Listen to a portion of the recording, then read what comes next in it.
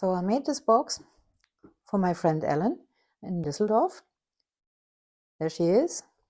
There's her boyfriend. It's for the purpose of storing memories, photos, concert tickets, and so on. It's a very nice, very sturdy box. And I printed it with feathers and their photo. You want to see how I made it? Stay tuned.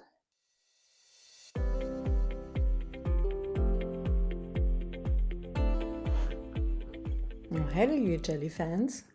Well, I didn't actually make this box. I just made it pretty by printing on it. I bought the box on Amazon. It's a very interesting design, very sturdy, and has a magnetic clip on the front.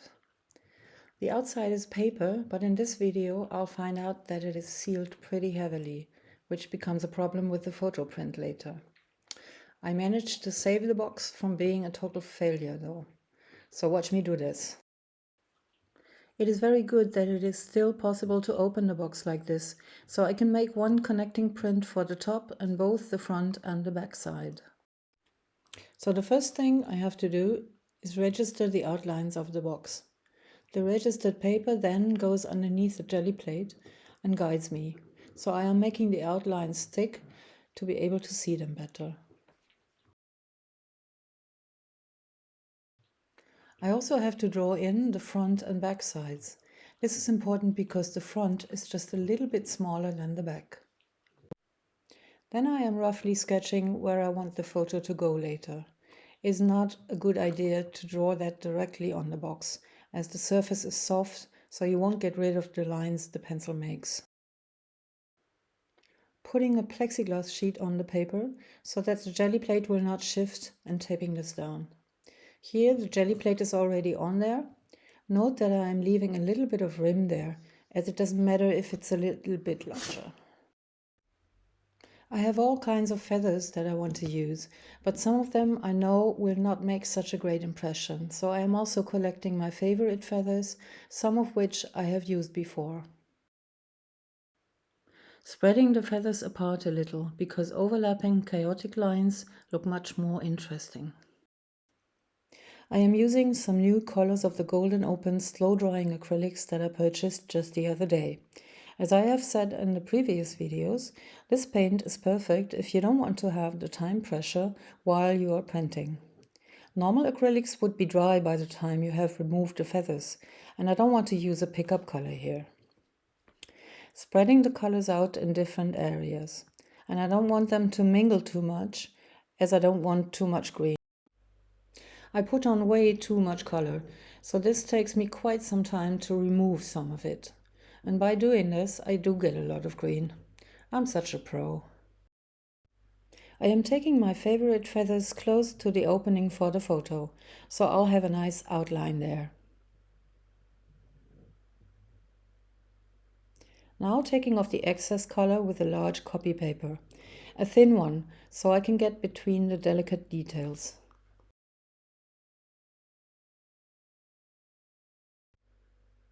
Taking off the color around the feather tips, carefully with a baby wipe. You can be extra careful when you're not under time pressure.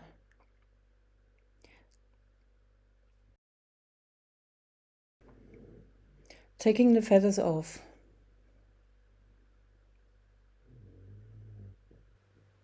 And ready for registering the box. It's not easy, so I take my time. One thing though, you should protect the other parts of the box though when you're doing this. I was very careful and used a tissue when I pressed here, and I didn't get any smearing on the other parts, but I could have ruined it easily. This is looking real good, but needs a little working out on the main feathers. It is amazing how the box took the color. You have to let it dry for a few hours before you can draw on it, otherwise you'll just push the paint away. But when that's dry, it looks and feels like it is printed professionally. That is the high amount of pigments and the fine consistency of the golden paint. It is expensive, but you don't need a lot for each print, so it's worth the money really. The white spots that didn't print here, I will talk about them later.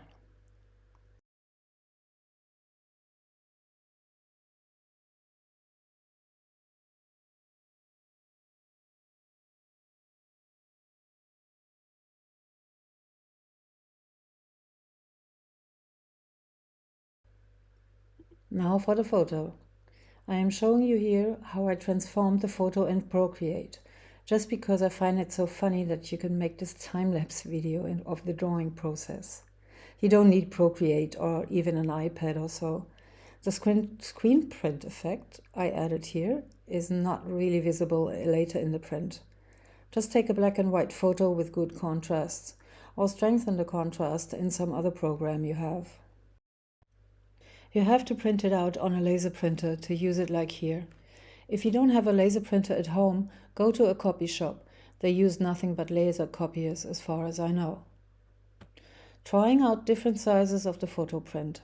First one's too large, second is too small. This one seems right. I'll cut out another one. I want to show you how I register with the leftover outsides of the cutout. Putting on the cutout photo and the surrounding paper.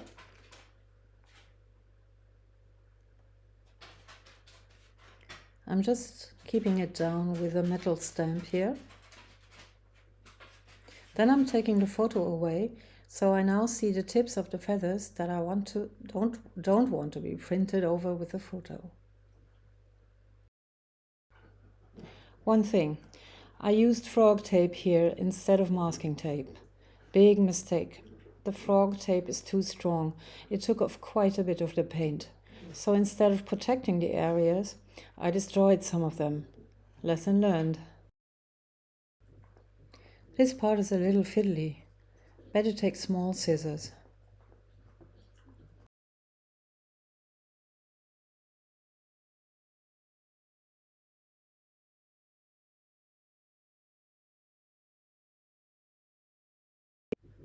Now I can prepare the small Gelli Plate.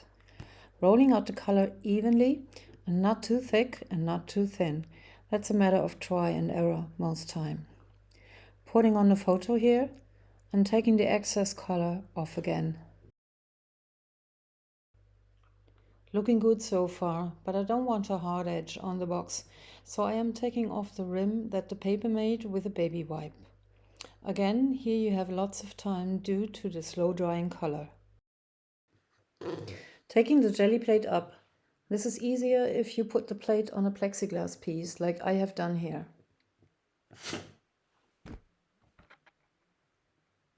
Now you can see how good it is to register. So the photo falls just in the place you want it to.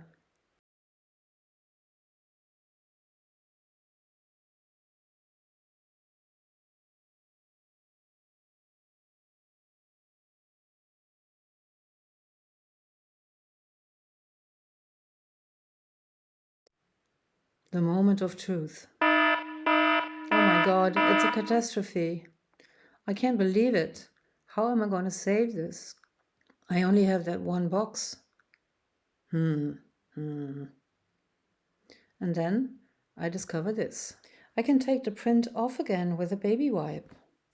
Well, almost all of it. There is a faint shimmer staying, but it will be printed over again.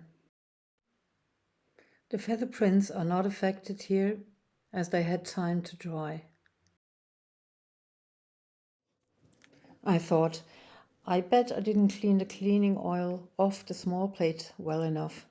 So I clean it again and make a test print on leftover paper.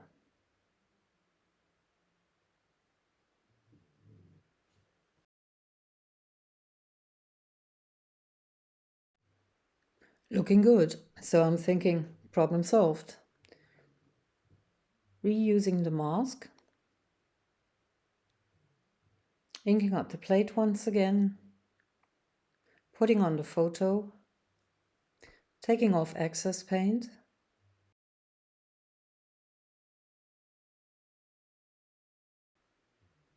Registering the plate with the photo. Turning it around to give more pressure.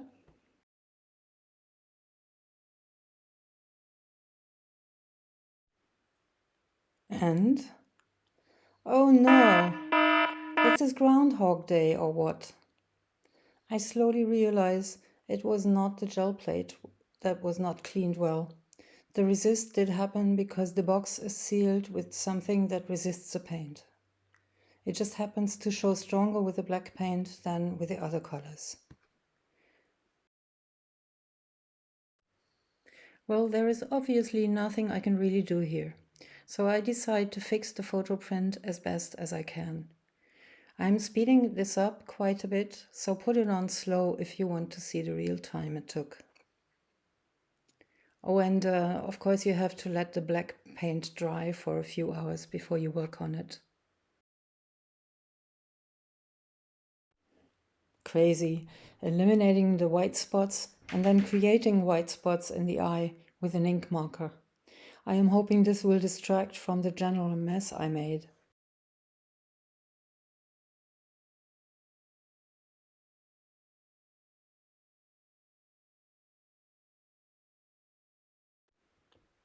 Drawing in his complete left eye really is a task.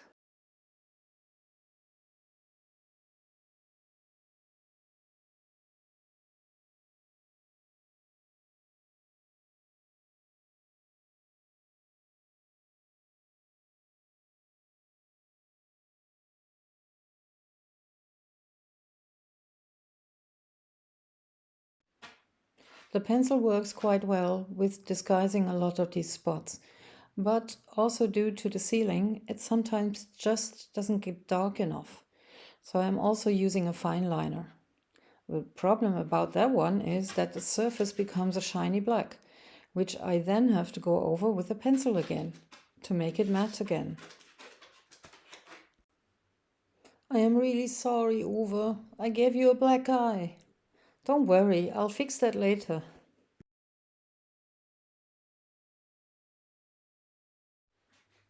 So I am filling in the gaps between the photo and the feathers.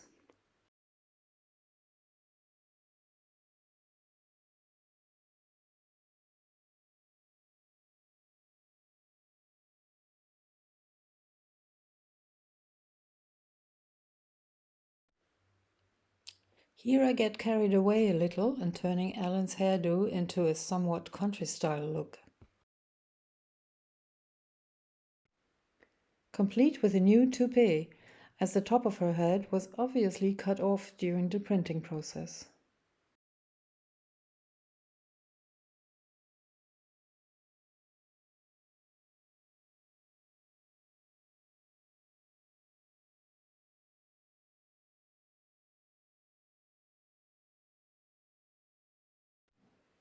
This feather tip was one that was eaten by the frog tape, so I have to reconstruct it. Where the blue feather printed only partly, I am using the original feather to get the right movement of the feather parts.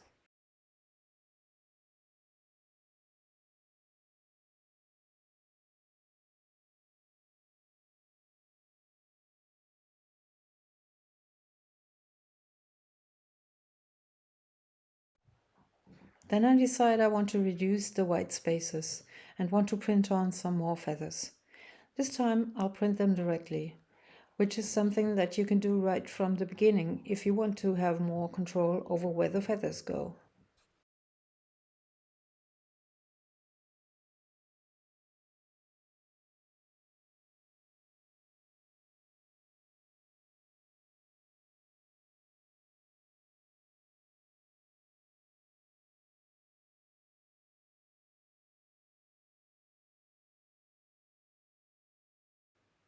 Also fixing the edges where the frog tape took off too much color.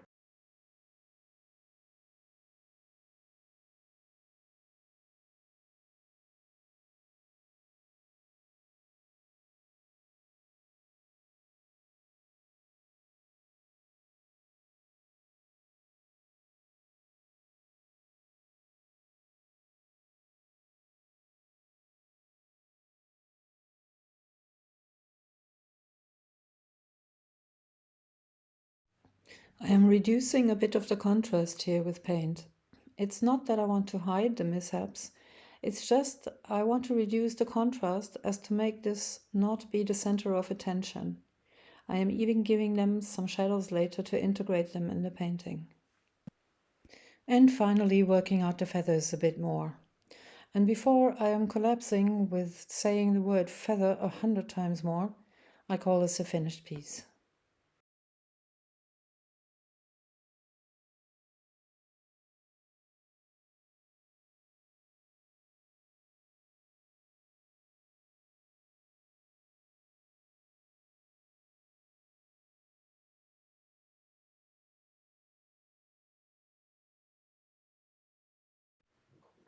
Uwe's eye is a little better now, but I'm really sorry I had to humiliate you that much here.